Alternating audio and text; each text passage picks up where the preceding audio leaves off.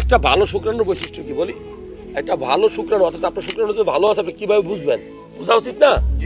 আমি বলবো যে এই ভালো শুক্রাণুটা বুঝতে হলে আপনাকে টেস্ট করতে হবে। টেস্ট করার পরে প্রত্যেক ml, আপনারা কি জানেন যে একবার স্বামী স্ত্রী মিলামিশা গেল কতটুকু বীর্য বের হয়? এভারেজ 2 থেকে 3 ml বা 2.5 cc।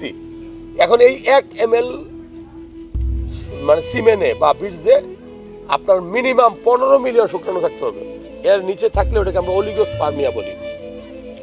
ধরেন আপনার শুক্রাণু 15 মিলিয়ন আছে কিন্তু নড়াচড়া কম, মানে তাজা থাকতে হইব 40%, কিন্তু আছে 20% 30%, এটাকে আমরা অ্যাসথেনোজোস্পার্মিয়া বলি।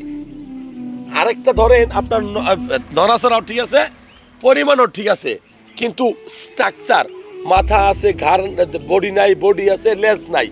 এটা হলো মরফোলজি। এই মরফোলজিও 4%-এর উপরে ভালো থাকতে হবে। যদি 4%-এর নিচে হয় তাহলে এটাকে টেরাটোজোস্পার্মিয়া বলে। এই যে শুক্রাণুর টেস্ট আপনি যদি করেন, যদি আপনার শুক্রাণু সব কিছু নর্মাল থাকে, 15 মিলিয়নের উপরে থাকে, তাহলে ওটাকে বলা হয় নর্মোজোস্পার্মিয়া। তো আপনারা একটা রিপোর্ট দেখলে বুঝতে পারবেন আশা করি।